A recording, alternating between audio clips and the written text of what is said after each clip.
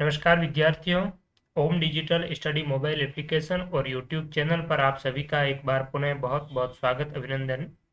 इस सीरीज के अंतर्गत हम राजस्थान कर्मचारी चयन बोर्ड के 2022 के विभिन्न परीक्षाओं में पूछे गए राजस्थान इतिहास, कला, संस्कृति, साहित्य, परंपरा, विरासत और राजस्थान भूगोल से जुड़े महत्वपूर्ण प्रश्नों का डिस्कस कर रहे हैं, जो आपकी अपकमिंग सभी कॉम्पिटिटिव एग्जाम्स के लिए अत्यंत सहायक सिद्ध होंगे।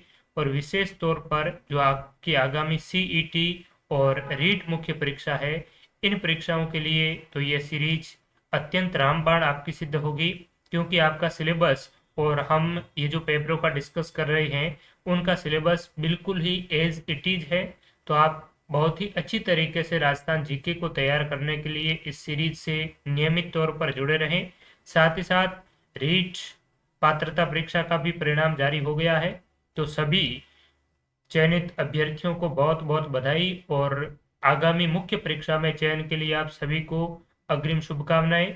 मुख्य परीक्षा में बेहतरीन प्रदर्शन के लिए आप ओम डिजिटल स्टडी मोबाइल एप्लीकेशन की टॉपिक वाइज टेस्ट सीरीज है वो ज्वाइन कर सकते हैं। उसमें आपको राजस्थान भूगोल, इतिहास, कला, संस्कृति, इसके अलावा आपका शैक्षिक परिदृश्य वाला पोर्शन, हिंदी और इंग्लिश, ये सारे के सारे आपको टॉपिक वाइज एक अच्छे वे में मिल जाएंगे। तो बहुत ही अच्छी तैयारी के लिए आप इसका हिस्सा बन सकते हैं। और 30% की विशेष छूट भी अवेलेबल है नवरात्रि के पावन पर्व पर, तो इसका भी आप लाभ ले सकते हैं।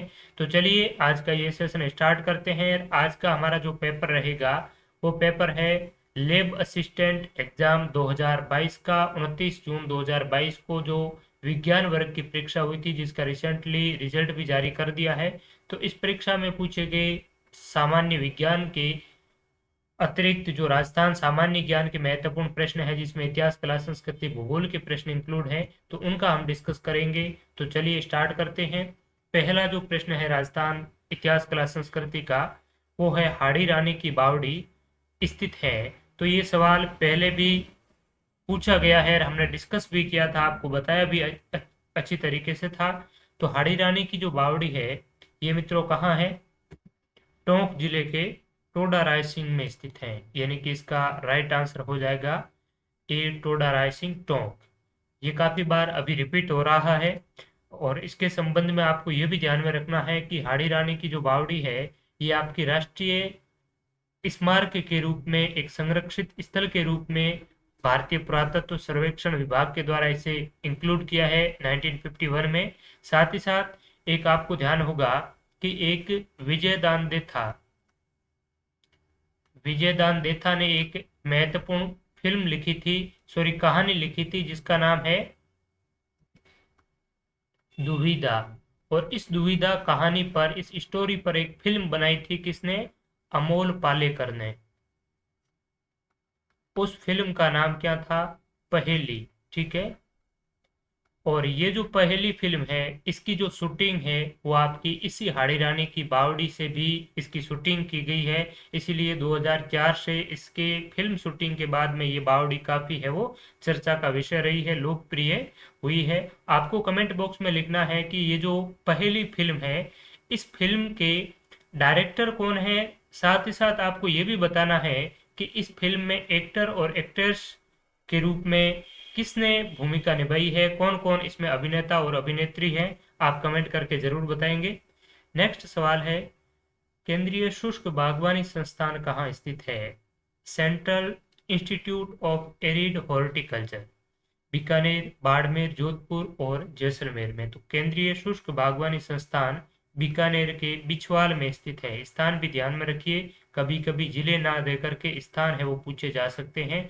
जोहड़बीड़ या बिछवाल इस प्रकार से दे सकते हैं, तो ध्यान में रखिए।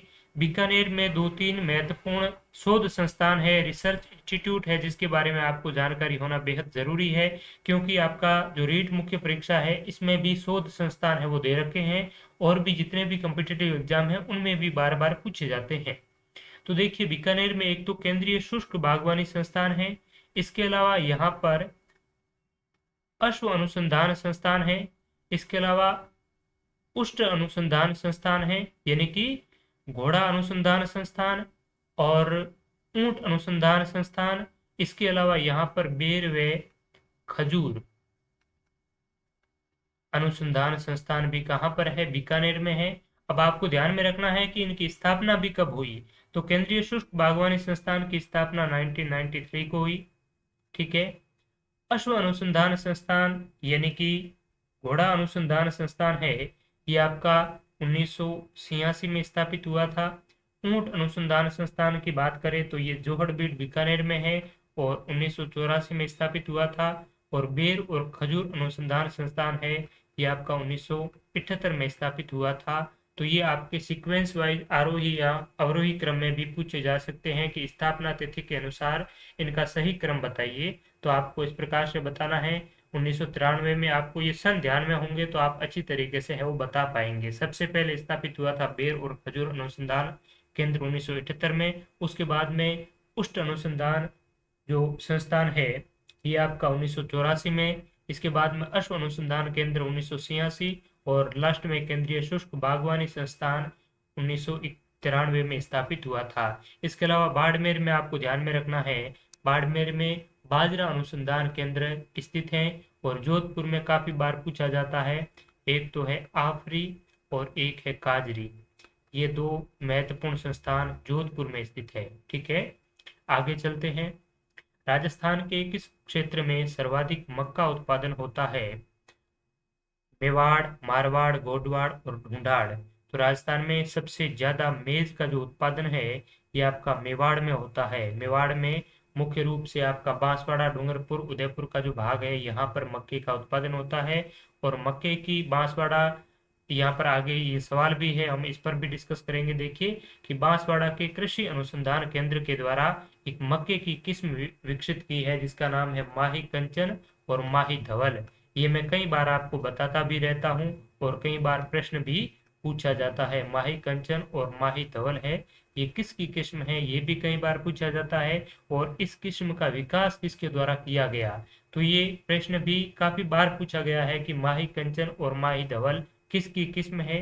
दूसरा सवाल ये पूछा जाता है कि इन किस्मों का विकास कहाँ पर किया गया और किसके द्वारा किया गया। तो ये बांसवाड़ा में किया गया और बांसवाड़ा में केंद्रीय जो आपका कृषि अनुसंधान केंद्र है, एग्रीकल्चर रिसर्च इंस्टीट्यूट, इसके द्वारा ये किस्म है वो विकसित की गई है। किसकी? मक्का की। तो माही कंचन और माही धवल है, ये आपकी मेज की किस्म है, मक्के की किस्म है। इसके अलावा यहाँ पर एक चावल की भी किस्म विकसित की गई है जिसका नाम है क्या? माही सुगंधा या माही सुगंधरा भी इसे कहते हैं। तो माही सुगंधा आपसे पूछा जाए तो ये तो किसकी है? ये आपकी चावल की किस्म है। ठीक है, बासमती चावल के जो किस्म है सबसे लोकप्रिय, उसी के प्रकार की आपकी माही सुगंधा किस्म है चावल की। माही कंचन, माही धवल है मक्का की। ये सारी किस्में आपकी कृषि अनुसंधान केंद्र बांसवाड़ा के द्वारा विकसित की गई हैं, ये भी आप ध्यान रखेंगे। नेक्स्ट है कृषि उत्पादन यानी कि मिल्क उत्पादन यानी प्रोडक्शन ऑफ मिल्क के लिए गाय की कौन सी है वो नस्ल प्रसिद्ध है, कौन सी गाय की ब्रीड है वो प्रसिद्ध है, ये आपसे पूछा गया है। तो क्या होगा? गिर और राठी, राठी और नागौरी, मेवाती और मालवी, मालवी और थारपारकर। तो देखिए दुग्ध उत्पादन के लिए आपकी गाय की गिर और राठी है वो नस्ल बहुत ही प्रसिद्ध है। गिर गाय की नस्ल है वो कहाँ पाई जाती है, कई बार सवाल भी पूछा जाता है। तो ये आपकी अजमेर के आसपास क्षेत्रों में पाई जाती है। ठीक है, और इसे अजमेर में पाई जाती है और इसे क्या कहा जाता है? रेंडिया या फिर रेंडा। और अजमेर में होने के लिए इसे अजमेरा भी कहा जाता है। तो गिर गाय की नस्ल को रेंडा और अजमेरा के नाम से भी जाना जाता है। ठीक है, और राठी की बात करें तो इसे राजस्थान की कामधेनु, राजस्थान की कामधेनु। ठीक है, तो राजस्थान की कामधेनु किसे कहा जाता है? राठी गोवंश की नस्ल को कहा जाता है। और ये आपकी गोवंश की नस्ल कहाँ पाई जाती है?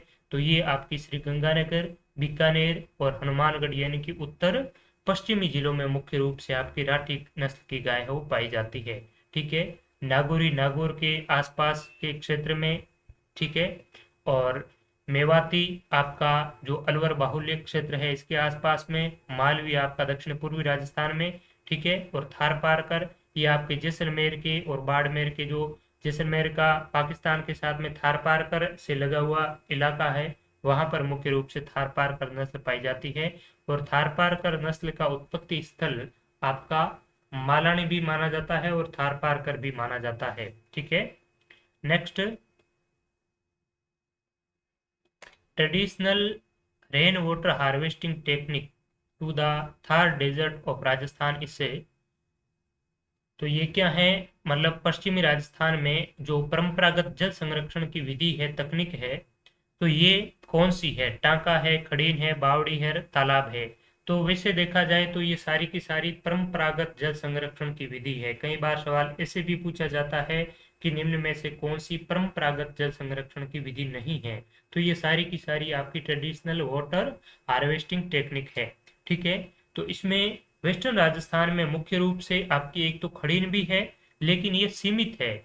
और टांके की बात करें तो ये पूरे पश्चिमी राजस्थान में है, चाहे आप जोधपुर को देख लीजिए, बाड़मेर को देख लीजिए, या फिर जैसलमेर को देख लीजिए, यानी कि पूरे पश्चिमी राजस्थान में टांका आपको हर घर में मिलेगा। और टांका क्या है? ये रेन वाटर हार्वेस्टिंग सिस्टम है, यानी कि जब वर्षा ऋतु में बारिश आती है और बारिश का जो पानी है, एक तो घरों की छतों के ऊपर से जो पानी इकट्ठा होता है, उन पानी को टांका बनाया जाता है और उस टांके में इकट्ठा किया जाता है, जो वर्षा काल के बाद में वर्ष भर पीने के लिए यूज में लिया जाता है। ठीक है। और टांके के भी आसपास में